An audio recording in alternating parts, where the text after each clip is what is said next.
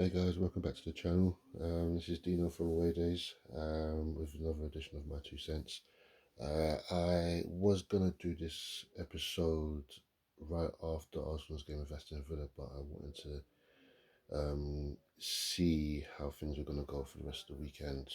Bearing in mind other games have come up. Some of them, a couple of them involve us directly. Some of us didn't, but I just wanted to make the rest of them go past before doing this episode. So welcome back anyway.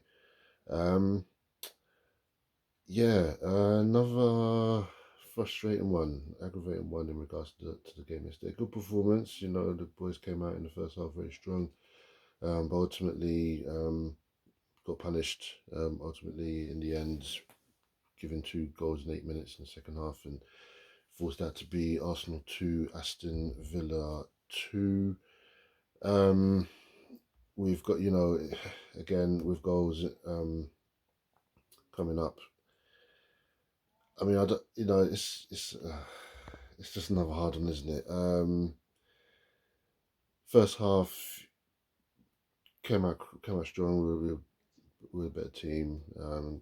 Took a while to get into the midst of getting a goal, but Martinelli got his goal after 35 minutes, and then Kai Havertz got a goal 10 minutes into the second half, and then 5 minutes later Tielemans scored, and then Watkins scored for Villa, respectively. After that, the game just became became an end-to-end thing. Arsenal came close to a couple of chances. Trossard could have scored in time at the dawn. He was very, very unlucky with that one. We all thought that Marino scored, but his one was controversially disallowed because of VAR. But from different angles of it, you can see why it was handball.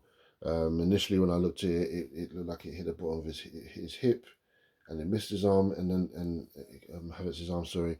And then another angle, it shows that it did actually just hit his arm. So you know what, it is what it is. But the fact of the matter is, between that and Trossard not scoring and us not taking our chances to kill the game off after he scored the 2 goals, you're always going to get punished. This is the Premiership, and if you don't take your chances, you're going to get punished.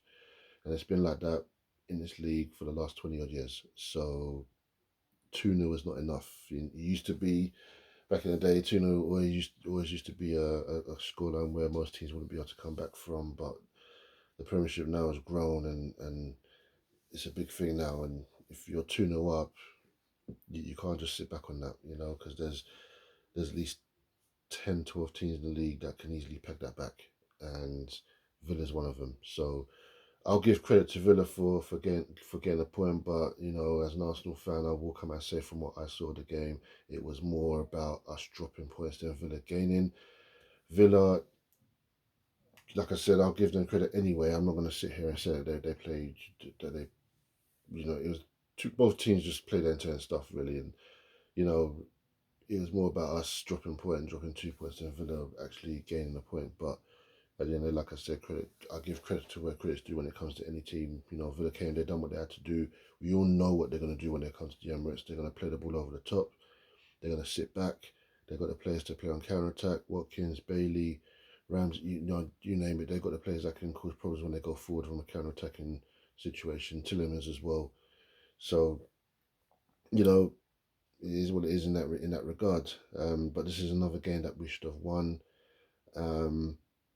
It's a tale of two teams, basically. Really, when you look at the situation of what happened in the day before this game was played, Liverpool played Brentford, and I saw the stats of that one. I didn't see the game, but I saw the stats: 37 shots on goal, and it wasn't until time added on that they got their 2 goals just after the 90th minute. Put that into comparison with Arsenal, we scored 2 goals. We couldn't keep Villa out, and we nearly scored at the end, and we didn't. So certain things after that will come into play. We're still second, but we're joint second now with Villa because Villa won today against Forest. So again, we now have to look over our shoulder again at Aston Villa, and it's looking even more of a pivotal thing when it comes to playing Villa, because we played them sometime I think in late February. in at the City ground. So that's going to be a very very tough game with the way they're going right now because they are the hottest team in the league right now, with how they're going on. Um, so that's going to be a key game to play. We don't have to play Liverpool until later on down the line. I think like the second to last game of the season, so we don't have to worry about them too tough. But we do need to peg them back now. The gap is I believe 6 points, but they still have a game in hand, and the worry is that that could get bigger if we don't take our chances. And this now resolves back to things that I've read, that I've seen and read in regards to Mikel Arteta. Mikel Arteta's come out and said, if you read between the lines of certain things being said in post-match interviews, that Mikel Arteta couldn't be any more clear in terms of what he said. I'll give you an example right here. It says we deserve much more. That is clear, but the way we defended for the second goal cannot be a part of our game if we want to be consistent to constantly win games. So overall, we were exceptional. There were players who were absolutely dead. They performed like this. Wow. They just go about it and try to be the best version. Now, I want to read some comments that some of my boys in various WhatsApp groups have said in regards to this game because we all seem to be, again, I've said this in other chapters and I'll say it again. We are all seeing the same thing in regards to what's needed in the team. Um, Arteta's given things where he's basically saying, look, I've got the players, but my players are going down. I need help. So, you know, it's the 20th of January. The January transfer window is going to be shut at the end of the month. We haven't made no signings. We need a striker. We need another defender. We need a winger to bring in up because there's certain players who are in the team who are looking and think, well, they come off the bench. Can they do a part? I don't know, but again, yesterday, another thing came up yesterday, which one of my boys brought up in our group. If I just bring up right now, I'm going to bring up some of the comments now from some of the boys with what they have said because again, like I've just said, we all seem to be saying um, similar things in regards to that. So, um, my boy Ants, if you're listening, thank you very much. Hope you're blessed, bro. Ants came out and said it straight. 6 games with Thomas Partey at right back and 1 win. Now, I don't like Thomas Partey playing at right back. Um, I don't agree with it. Yeah, okay, it's not working. It's just not working, and especially when, and I'm going to bring up something else that was mentioned by one of my boys with my boy Chad. He's come and said he continued on from what Angie said. He goes, I can't comprehend Partey over Curo. If he's really that bad of an option, let that man go back to Serie A. He then continues on to say Saliba gets injured and 3 changes are made, one in midfield, one at centre back, one at right back, all because you don't trust one of the 5 fullbacks and centre backs you bought. Now, for me, again, you know, it's true. Why are you buying someone you don't trust? I mean, I would have personally put Jackie Kiro in the middle and put Timber at right back. I mean, you've got the players there and Kiro has shown in parts that he's able to play in the middle. But if you have no faith in that, then fair enough. Okay, it's January. Buy a defender or look for a defender, and it's true.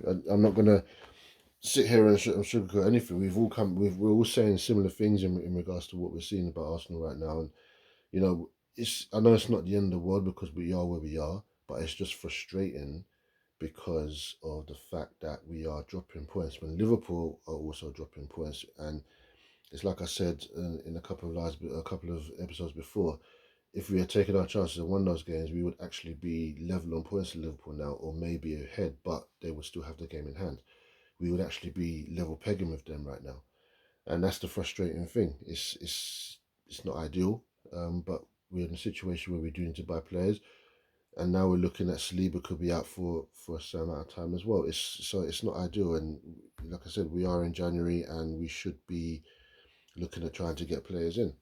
Um, Again, from one of my other WhatsApp groups from Arsenal boys, um, Dan, leading on from what Liverpool said, he goes, that's the difference of urgency when Liverpool need to get a winner at the very end of the game. They got their 2 winners. They got their winner. We didn't. Um, you know, Ryan again. Ryan, I hope you're doing well. Don't let he said. Ryan says, don't let them tell you Villa was decent tonight. I've seen their games. They were effing awful. I'm not gonna swear.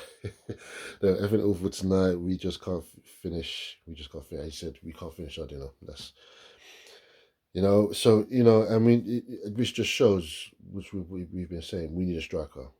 I've said it. We need a striker. We need a couple of winners now, but again, I'm going to give credit's due. Trossard and Martinelli did play very well in this game.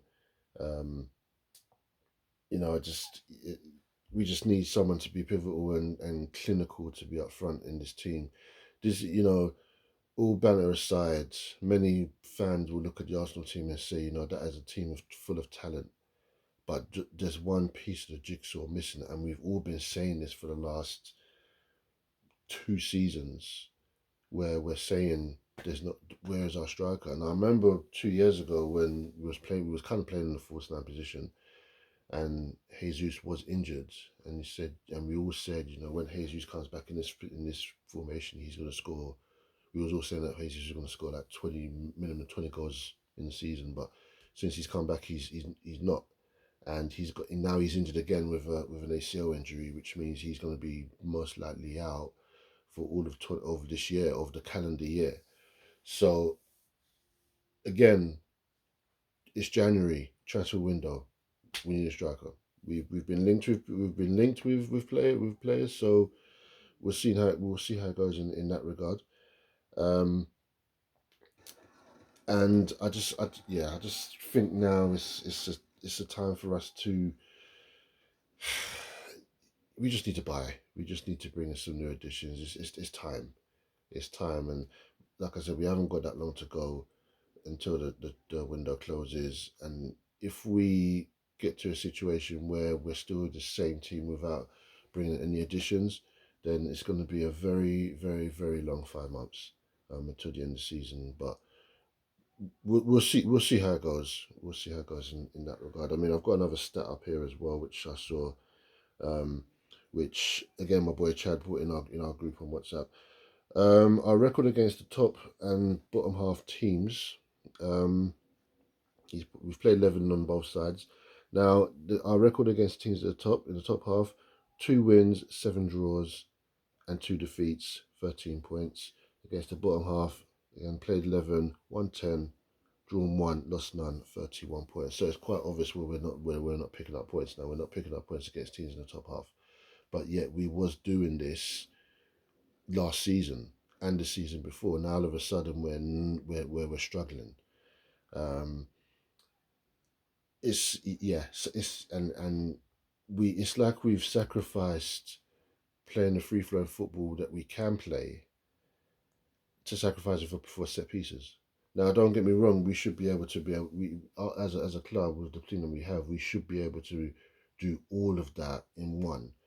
Be good at set pieces. Be good at defending. Be solid at the back.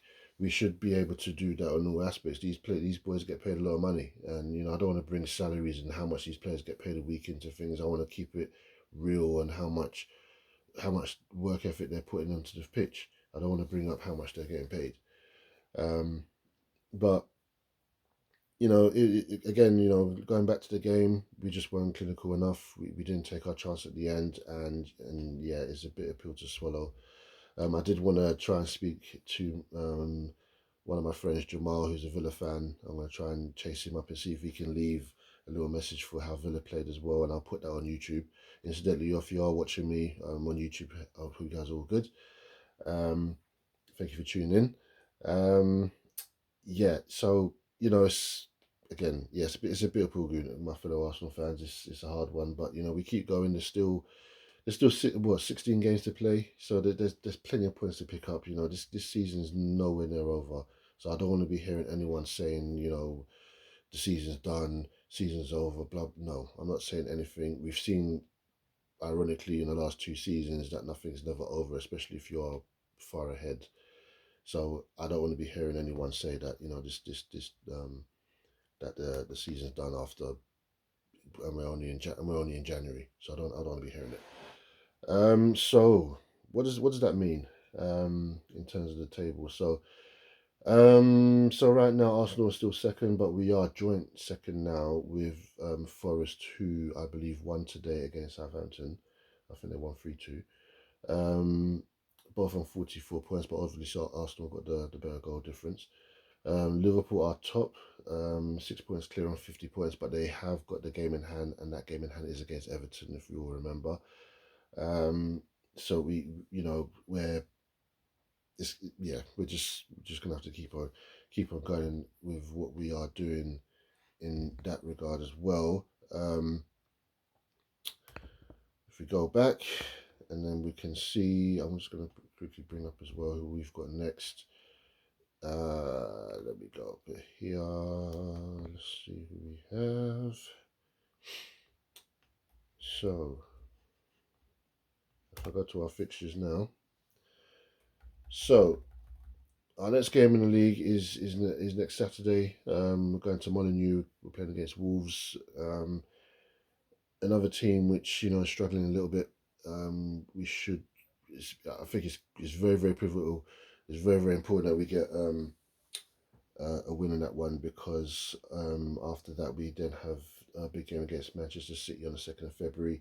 Then on the 15th we've got Leicester, and then we've got West Ham on the 22nd, and then Forest, the big game against Forest against on the 26th of February. So February is a big month coming up as well. I think we've got to we got to make up losses in the game against Wolves. I think we're more than capable of doing it. We'll see how it goes in that one, but we have to get the win there, knowing that we have Man City the week after, and Man City themselves are actually starting to find their feet a little bit. They won today themselves. Actually, I think they beat Ipswich 6-0 today.